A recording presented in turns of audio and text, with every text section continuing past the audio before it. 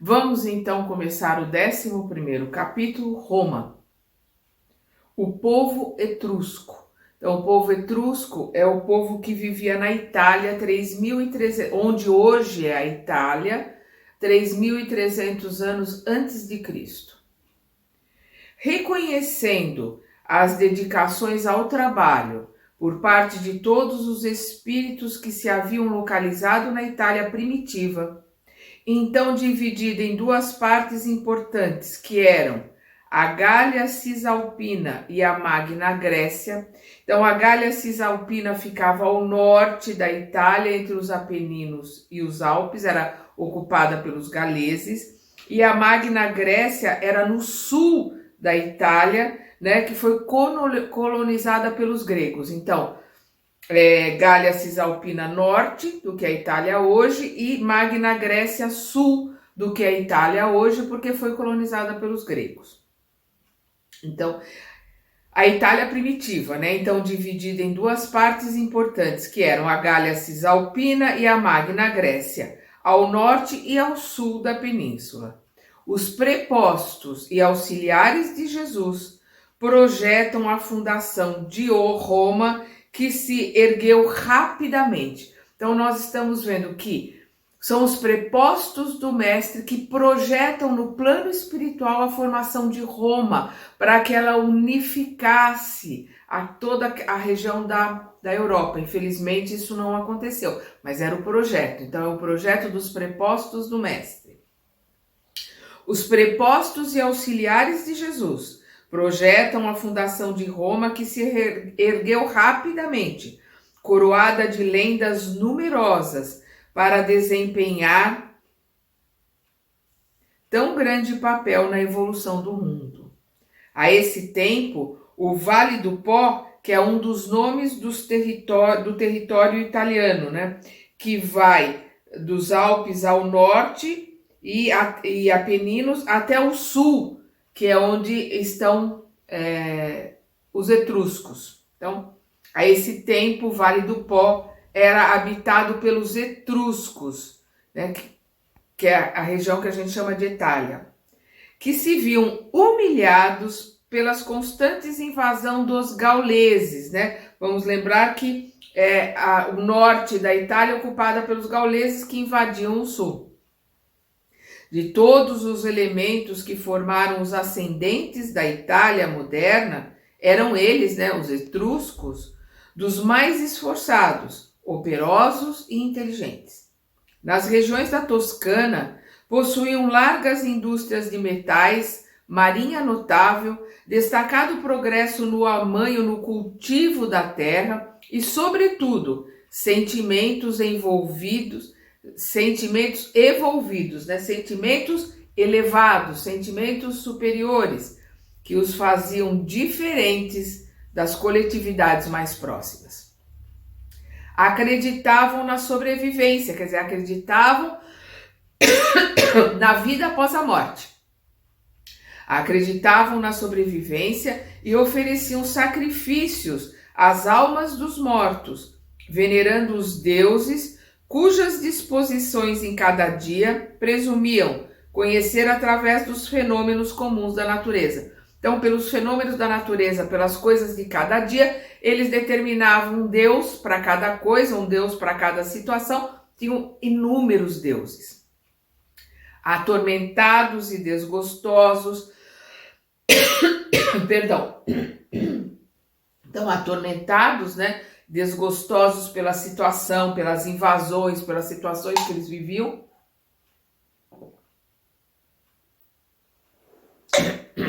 em face das lutas reiteradas com os gauleses, os etruscos decidiram tentar vida nova e, guiados indiretamente pelos mensageiros do invisível, ou seja, pelos prepostos, pelos trabalhadores do mestre, né? Tem os missionários que estavam junto a eles e tinham no plano invisível esses trabalhadores do mestre que de uma certa forma os intuíram,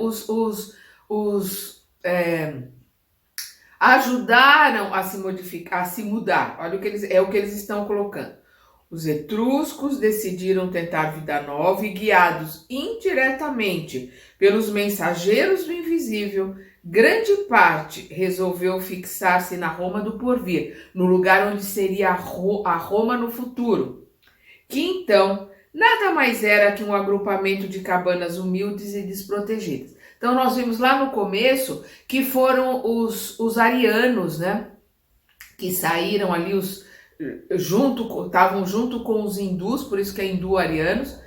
Eles saíram daquela região e começaram a ocupar a Europa, e quando eles chegaram nessas regiões, eles foram encontrando os povos nativos de cada região. Elas não estavam vazias, elas não estavam desocupadas. Por isso que a gente vê aqui, que então nada mais era que um agrupamento de cabanas humildes e desprotegidas. Então esses que foram reencarnando aqui na Terra com mais conhecimento, né, vindo de Capela, os arianos. Vamos lembrar que eles eram mais revoltados, eles eram avessos à religião, né? Eles eram mais ligados à matéria, à ciência, ao progresso no sentido material. Então são esses que vão começar a povoar aqui essa região da Europa, né? Que depois vai se tornar a Roma que nós conhecemos. Aí ele vai aqui para os primórdios de Roma. Defendida naturalmente pelo adensamento constante de população, a cidade mergulhou as suas origens numa corrente profunda de histórias interessantes e maravilhosas, onde as figuras de Enéas, de Rhea Sílvia, de Rômulo e Remo assumiram um papel saliente e singularíssimo. Então vamos ver aqui quem é Enéas. Na mitologia greco-romana, ele pertence à história, né, ele pertence à mitologia greco-romana, e a história dele é contada na Ilíada de Homero. A Rhea Sílvia é a mãe de Rômulo e Remo, é uma lenda, né, de Rômulo e Remo, cuja mãe é Rhea Sílvia. E nós vamos ver aqui, né, quando ele coloca a verdade, isso aqui é a história, né? Aquilo que está na mitologia, que está na lenda. Aí o Emmanuel coloca a verdade, porém, aqui ele colocando qual que é a verdade dessas histórias e dessas lendas todas, é que os etruscos, em grande maioria, edificaram as primeiras organizações da cidade, fundando escolas de trabalho, transportando para aí as experiências mais valiosas de outros povos, né? Vamos lembrar que os arianos se misturavam com os nativos, se misturavam em todos os lugares, criando uma nova terra com o seu esforço enérgico e decidido. Lá encontraram eles as tribos latinas ranenses, titienses e lúceres, que são tribos primitivas da formação de Roma, congregadas para edificação comum, das quais assumiram a direção por largos anos, construindo os alicerces das realizações futuras. Quando Rômulo chegou, então Emmanuel está colocando que Rômulo existiu, a história toda contada sobre ele, né, com a loba, tudo isso é uma lenda. Quem conta um conto aumenta um ponto, né? Às vezes aumenta vários pontos, mas pelo que o Emmanuel está colocando aqui, Rômulo existiu. Quando Rômulo chegou, seus olhos já contemplaram uma cidade próspera e trabalhadora, onde fez valer a sua enérgica inteligência, mas não faltou à posteridade o gosto de tecer-lhe uma coroa lendária e fantasiosa, chegando a afirmar que a sua figura fora arrebatada no carro dos deuses com destino ao céu. Então toda aquela lenda de Rômulo e Remo, e ainda a história fantasiosa de que ele foi num carro transportado para o céu. Isso é fantasia do povo, né? Daqui cada um vai contando uma história e gosta, né? Não, ele foi o primeiro rei de Roma, então que ele fosse, né? A história dele fosse admirada por todo mundo, cada um aumenta um ponto. É isso que o Emmanuel está colocando. Nós vamos agora para influências decisivas. Desnecessário será a autópsia da história, nos seus pontos mais divulgados e conhecidos. Então, ele não precisa aqui, né, repartir a história e analisar pedaço a pedaço. Não, é o que ele está colocando aqui. Quando o nosso único propósito, né, o dele com um grupo espiritual que o ajuda para escrever esse livro, então quando o nosso único propósito é esclarecer o entendimento do leitor quanto à direção do planeta, que se conserva de fato no mundo espiritual, de onde o Cristo vela incessantemente pelo orbe e pelos seus destinos. Então, o que o Emmanuel está colocando aqui, o que interessa é a direção do planeta. Mas nós temos um governador, nós temos um mestre, um guia, que com seus prepostos estão vendo a tudo, assistindo a tudo e vendo a médio e longo prazo, direcionando todas as coisas para que o planeta se melhore. Quer dizer, quando a gente fala o planeta, não é a Terra, né, o vegetal, o mineral e o animal, é o hominal, é através do homem, da mudança do homem, do conhecimento, do aprimoramento, da evolução moral, espiritual do homem, é que o planeta cresce e se desenvolve. Todavia, para fundamentar nossa asserção acerca das influências etruscas nos primórdios de Roma, somos levados a recordar a figura de Tarquínio Prisco, filho da Etrúria, né? Os etruscos vêm da Etrúria. Vamos ver aqui o Tarquínio Prisco. Foi o quinto rei de Roma e foi o primeiro rei dos etruscos, né? E ele trouxe muito. Ele era muito rico por causa ele era um comerciante, ele era muito rico, ele trouxe muito progresso para a região. Então vamos voltar aqui. Todavia, para fundamentar nossa asserção acerca das influências etruscas nos primórdios de Roma, somos levados a recordar a figura de Tarquínio Prisco, filho da Etrúria, que trouxe à cidade grandes reformas e inúmeras inovações em todos os departamentos da sua consolidação e do seu progresso, lembrando, entre as suas muitas renovações, a construção da cloaca máxima, né, que é o esgoto que foi construído em Roma, que funciona até hoje, e do Capitólio, né, que são as obras, né, de Tarquínio. Seu sucessor, Sérvio Túlio, então Sérvio Túlio vai ser o sexto rei de Roma, e ele nasceu em 578 a.C. e desencarnou 539 a.C. Então nós estamos falando aqui de 500 anos antes de Cristo. Seu sucessor, Sérvio Túlio, era igualmente da sua família. Este, né, Sérvio Túlio, dividiu todo o povo da cidade em classes e centúrias, né, que foram as primeiras divisões de classes. Começa aí a questão a classe superior, a classe inferior, todas essas questões já começam aqui 500 anos antes de Cristo na Roma. Vamos lembrar que elas, em termos de história, começam antes, né, na Índia com os hindus, mas na região da Europa, os primeiros a começarem com as classes foram aqui, né, os povos etruscos formando Roma.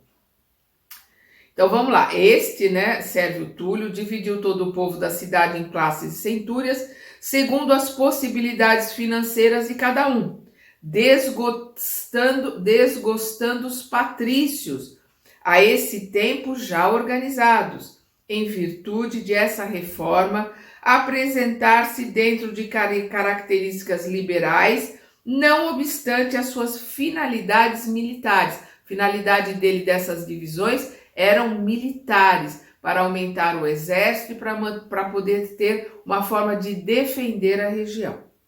Onde, porém, mais se evidenciam as influências etruscas nas organizações romanas é justamente na alma popular, devotada aos gênios, aos deuses e às superstições de toda espécie, que seriam multiplicadas em seus contatos com a Grécia.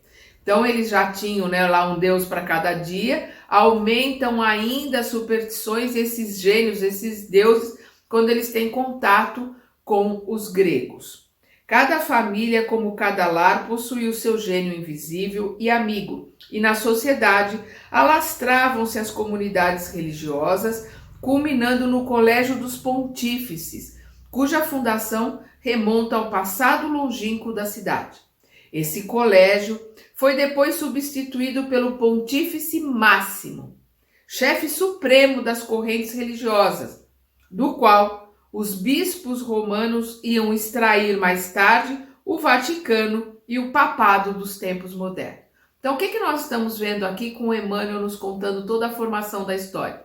Que acontece sempre o Ctrl+C, Ctrl+V. A história se repete. A história está sempre se repetindo. Por isso que a gente precisa conhecer a história. Por isso a gente precisa conhecer os erros do passado através da história, para que a gente não permita que esses erros se repitam. Porque nós estamos vendo hoje, no século XXI, muitos dos erros do passado se repetindo. Os romanos, ao contrário dos atenienses, não procuravam muitas indagações transcendentes em matéria religiosa ou filosófica. Nós vamos ver, né, como nós vimos da Grécia, né, os grandes filósofos. Nos romanos nós não vamos ter isso, são mais materialistas, mais terra a terra, né? São os arianos que estão influenciando muito ali, né? O povo etrusco, a gente vê que os etruscos eram formados pela reencarnação dos arianos, né? Então, voltando aqui, os romanos, ao contrário dos atenienses, não procuravam muitas indagações transcendentes em matéria religiosa ou filosófica, atendendo somente aos problemas do culto externo, sem muitas argumentações com a lógica. E foi por isso que, com a evolução da cidade, o panteão, seu templo mais aristocrático, chegou a possuir mais de 30.000 deuses. 30.000 deuses, é de se espantar, né? Vamos ver agora os patrícios e os plebeus, né? Aquela região, os ricos, né? E os pobres, né? As divisões de classes. Depois dos últimos Tarquínios, que procuraram intensificar os poderes militares da realeza, proclama-se a República, que fica governada por 2 magistrados patrícios, assistidos pelo Senado. Então nós vamos ver aqui os patrícios, né? Que são aqueles mais ricos, mais prósperos, mais inteligentes, e o Senado, onde esses que são os que dirigem, né? Que são os que dirigem as religiões, que dirigem as ideias, vão formando esses aglomerados, né? Como ele chama aqui, né? De que depois deu origem ao Vaticano, a esses pontífices que vão montar aqui esse Senado. Nós estamos falando aqui de 500 anos antes de Cristo e nós vamos ver o problema entre os ricos e os pobres e os políticos de 500 anos antes de Cristo, que não muda muito para hoje, século XXI. Então vamos continuar aqui. Grandes medidas são executadas para consolidar a supremacia romana.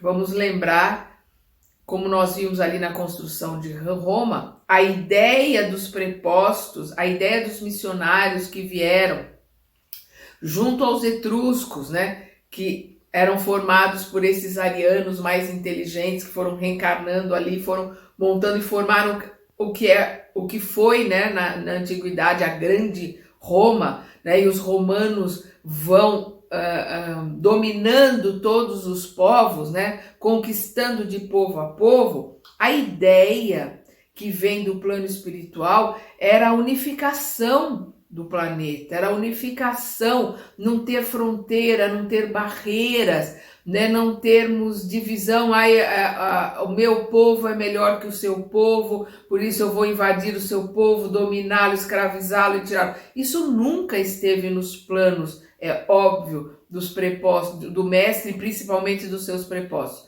Mas a hora que esses espíritos encarnam, vamos lembrar que os missionários, os prepósitos não, né? Aqueles que trabalham junto ao Cristo, analisando e organizando tudo, mas os missionários que vêm são espíritos elevados, mas não são espíritos puros. E aí com o esquecimento, com a gravidade que eu digo, a densidade do planeta, né, as ideias, as ilusões do planeta, eles acabam se desvirtuando das ideias que trazem e vão realizando meia boca, quando realizam, às vezes nem realizam aquilo que vem fazer. Por isso que ele coloca aqui, né, que grandes medidas são executadas para consolidar a supremacia romana. Mas as classes pobres, porque a ideia não era ter uma supremacia romana, a ideia era que os romanos unificassem tudo, fossem todos iguais, mas o ser humano como ser humano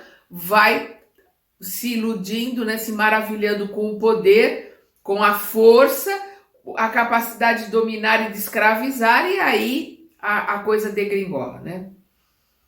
Mas as classes pobres, oprimidas pelas mais ricas, que gozavam de todos os direitos, revoltam-se em face da penosa situação em que as colocavam as possibilidades da ditadura preconizada pelos senadores. Então, elas se revoltam contra aquilo que os senadores colocavam, impunham para elas, classes pobres. Então, nós vamos ver aqui a revolta, primeira rebelião, a primeira revolução dentro, né, da República Romana, que são as classes pobres que se revoltam,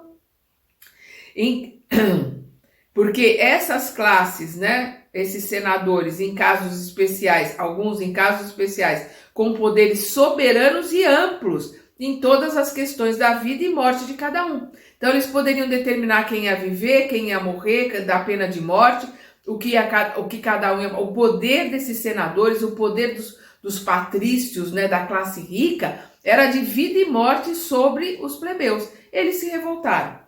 Então, aí de novo, as forças espirituais, né, os prepostos do mestre que estão trabalhando para o mestre, dentro da organização que eles pretendem a longo prazo, vão inspirar esses nossos irmãos plebeus aqui naquilo que se tornaria a Roma, a grande Roma, né?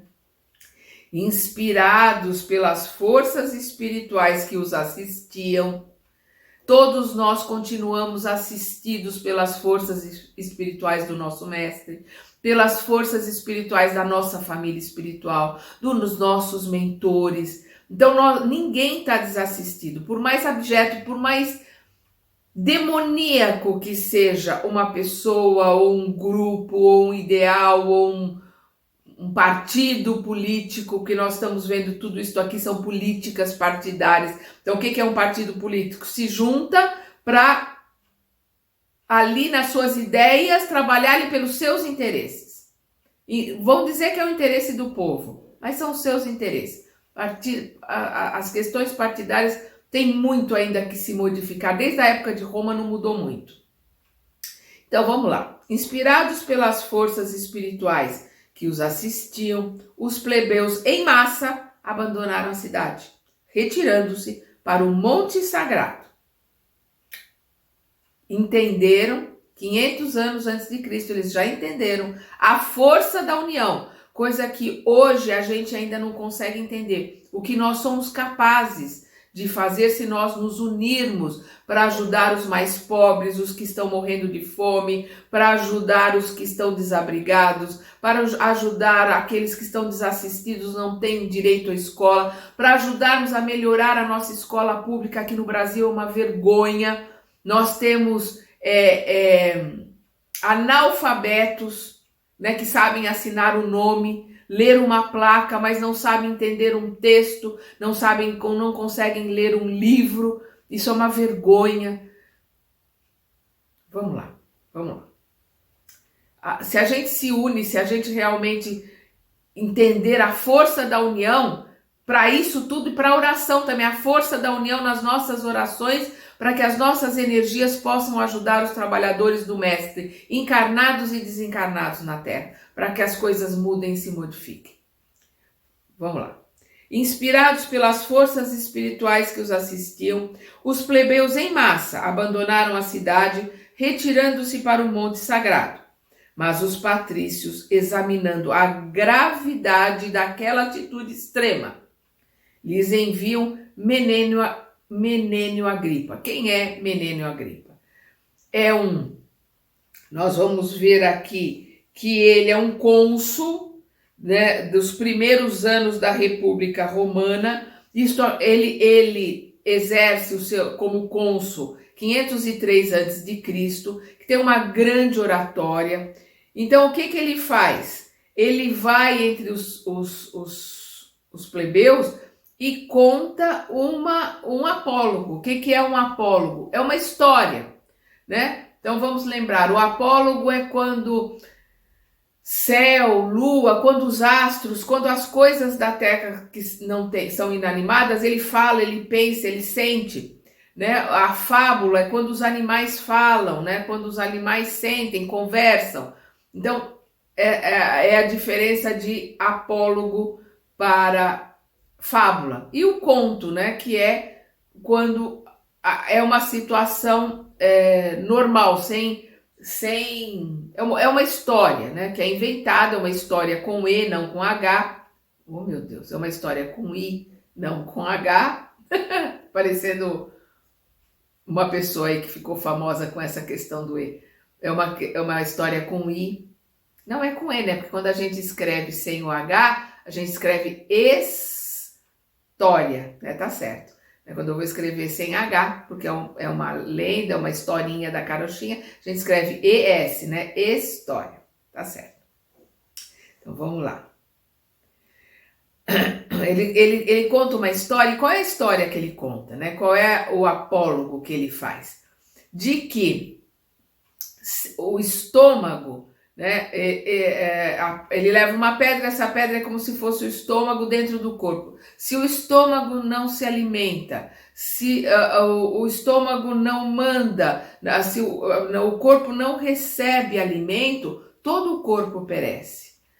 Todo o corpo morre. Então ele coloca o que nesse apólogo para os plebeus? Que se eles, como a massa de trabalho, são eles que alimentam a cidade, são eles que constroem, se eles não estiverem ali na cidade para alimentá-la, para ter o comércio, para que a cidade tenha vida, a cidade vai morrer. E a cidade morrendo, eles estarão desprotegidos, eles estarão sem condições também de continuar, eles também morrerão, porque serão invadidos, serão escravizados e eles também morrerão. É isso que ele coloca e convence. Então vamos voltar aqui.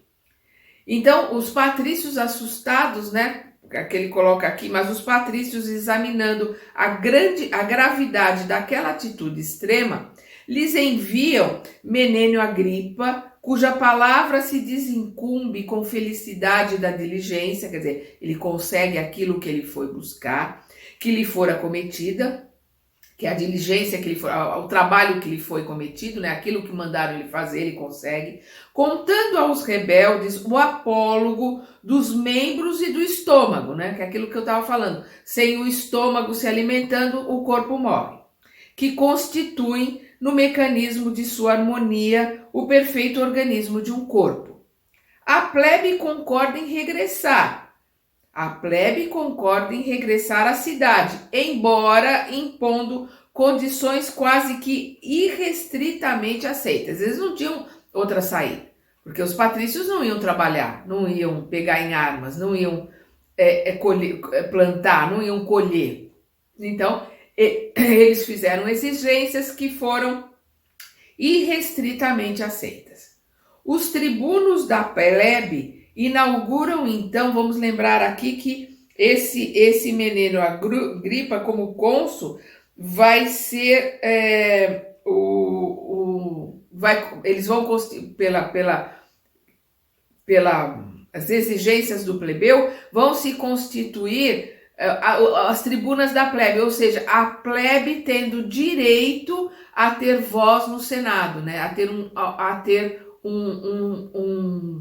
digamos assim, um senador, a ter um tribuno que fale por elas. Então, os tribunos da plebe inauguram então um período de belas conquistas dos direitos humanos, culminando. Então aí são a primeira iluminação, né? Começam aí os direitos humanos e as coisas começam a mudar. Infelizmente, a gente sabe, isso durou pouco tempo. Então, belas conquistas dos direitos humanos, culminando na lei Canuleia, que permitiu o casamento entre patrícios e plebeus, porque antes não era permitido, os plebeus só podiam casar entre si e o patrício só entre eles. E com a lei Ogúnia, que conferia aos plebeus, né, conferia a esses últimos, as próprias funções sacerdotais. Então, essa lei Ogúnia, ela permitia que os plebeus pudessem se estudar e pudessem se transformar em sacerdotes dentro das religiões. Abriu as portas, né, da hierarquia religiosa para os plebeus. Aí vamos agora para a família romana. Muito poderíamos comentar à margem da história, mas outros são os nossos fins. Eles têm, né, mas os fins aqui são outros, não é estudar a história. Considerando-nos no dever de salientar aqui as sagradas virtudes romanas na instituição do Colégio da Família, com muitas circunstâncias superior ao da própria Grécia, cheia de sabedoria e beleza. Nós vamos ver a família muito mais enaltecida entre os romanos, né, com as leis romanas do que na Grécia, que era mais promíscua. A família romana, em suas tradições gloriosas, está constituída no mais sublime respeito às virtudes heróicas da mulher e na perfeita compreensão dos deveres do homem ante os seus sucessores e os seus antepassados. Lembrando-nos de Roma, no seu áureo período de trabalho, enche-nos o olhar de lágrimas amargas. Então, Emmanuel ali com aqueles trabalhadores que estão junto com ele escrevendo esse livro, se enchem de lágrimas amargas. Vamos lembrar que o nosso Emmanuel, o nosso querido Emmanuel, ele foi, no livro Há 2000 anos, a gente vê que ele foi 2 vezes, ele foi o avô dele como senador romano, e depois ele vem de novo como Públio Lentulus como senador romano, e ele tem um carinho, ele tem um amor pela história de Roma, ele conhece Roma, a história romana, assim, a fundo. Tanto é que quando ele vem como grego e é escravizado pelos romanos como Nestório, ele é comprado pela família de Célia pelo conhecimento profundo que ele tem da história romana, para ele ser professor de Célia.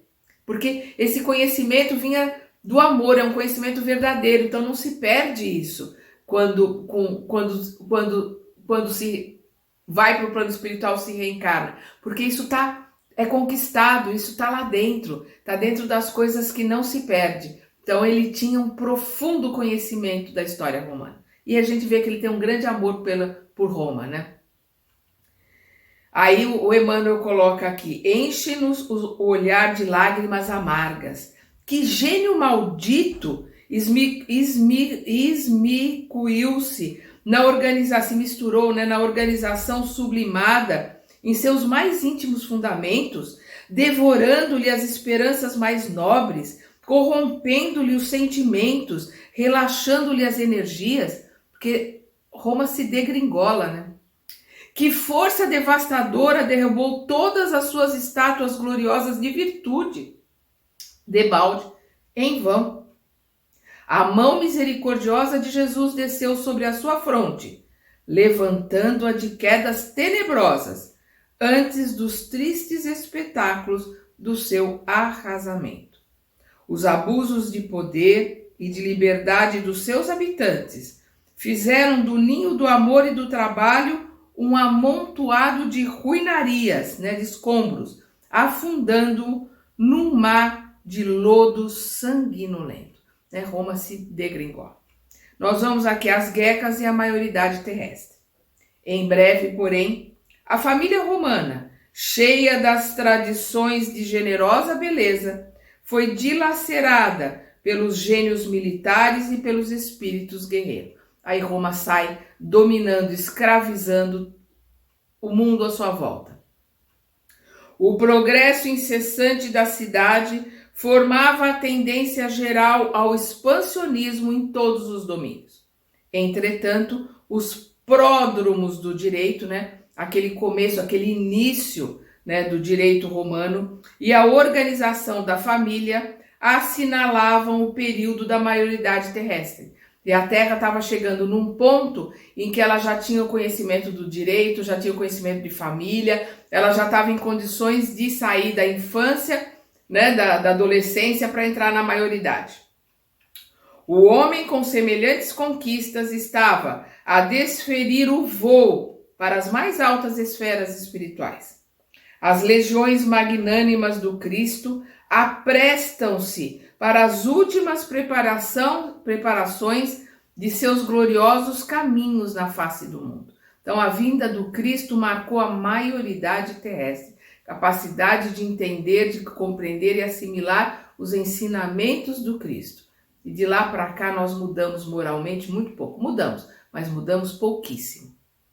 O Evangelho deveria chegar como a mensagem eterna do amor, da luz e da verdade para todos os seres. Todavia, a liberdade pessoal e coletiva é respeitada pelo plano invisível e Roma não se mostra digna das numerosas dádivas recebidas. Livre-arbítrio. O livre-arbítrio é respeitado ontem, hoje e sempre. É uma determinação de Deus. Nós vamos chegar a sermos espíritos puros, crísticos pela nossa vontade, pelas nossas próprias pernas, pelo nosso livre-arbítrio, as nossas escolhas. Em vez de estender os seus braços pela educação e pela concórdia, deixa prender-se por uma legião de espíritos agressivos, Roma, né? Deixa prender-se por uma legião de espíritos agressivos e ambiciosos, alargando a sua influência pelo mundo com as balistas, né? Que é aquelas armas, né? Que atiravam pedra e catapultas de seus guerreiros. Depois das conquistas da península, né?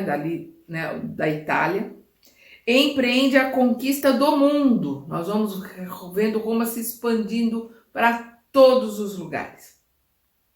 Com as guerras púnicas, terminando por submeter todo o Oriente, onde também se encontrava a Grécia, esgotada e vencida.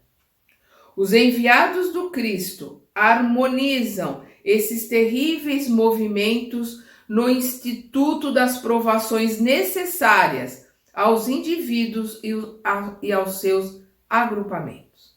Todavia, a realidade é que Roma assumia igualmente as mais pesadas responsabilidades e os mais penosos débitos diante da justiça divina.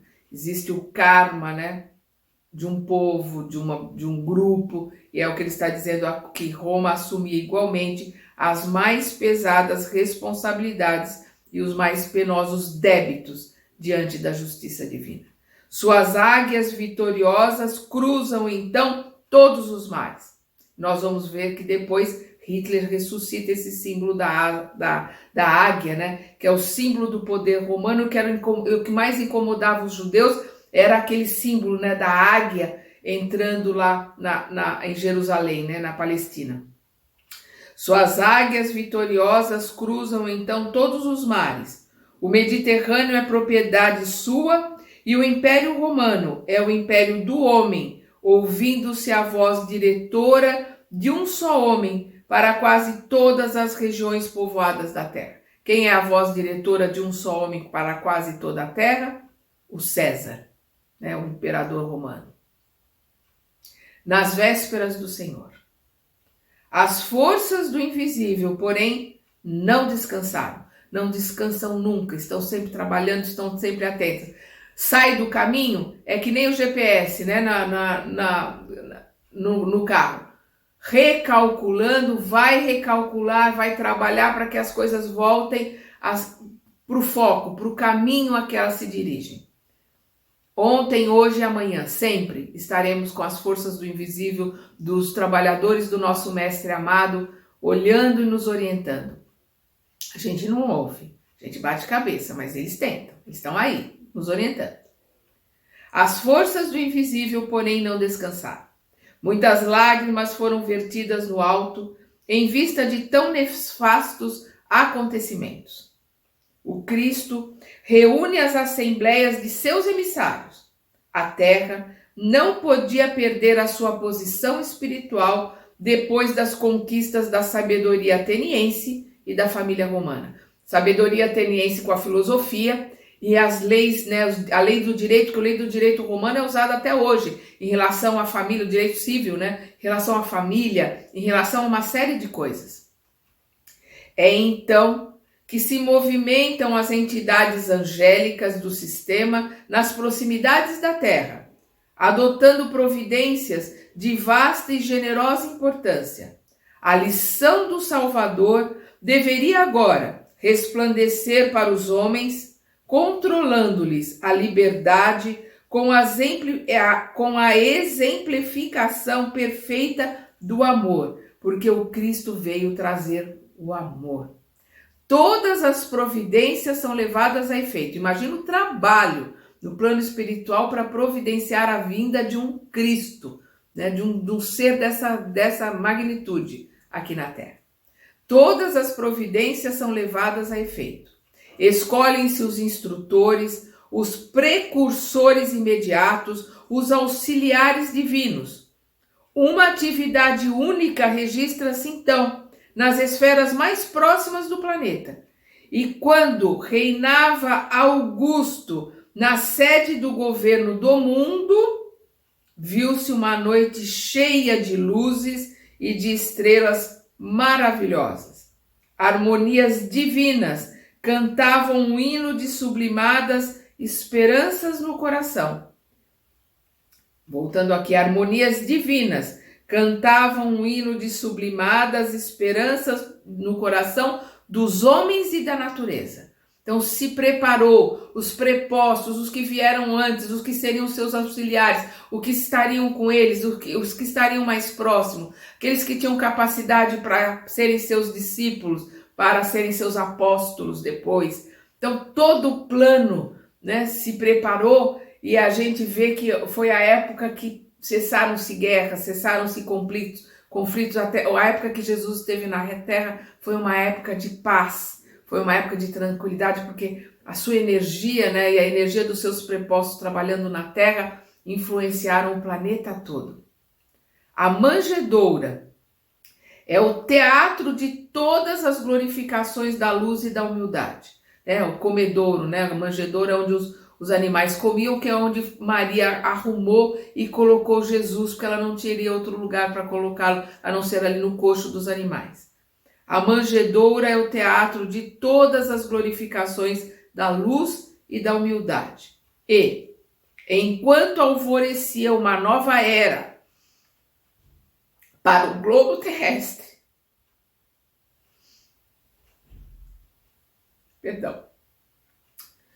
enquanto alvorecia uma nova era para o globo terrestre, nunca mais se esqueceria o Natal, a noite silenciosa, noite santa, que não foi no dia 25 de dezembro, porque dezembro é época de frio, a época que Jesus nasceu se presume que seja final de abril, começo de maio, que é a época que os pastores estão a pastorear, que o tempo é mais quente, que os animais estão soltos, não estão presos nas cavernas por causa do frio.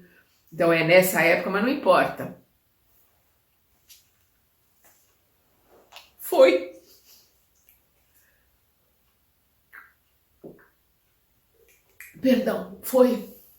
um marco, uma noite silenciosa, onde os espíritos glorificaram, né? Todos glorificaram a chegada do Mestre. Fazem 2000 anos e nós ainda temos dificuldade de entender, de aprender os ensinamentos desse Mestre, compreender que ele foi e é o nosso modelo e guia. É nele que nós temos que nos exemplificar para o nosso dia a dia. E nós estamos com o nosso tempo estourando. No nosso próximo estudo, nós veremos a vinda de Jesus. Até lá!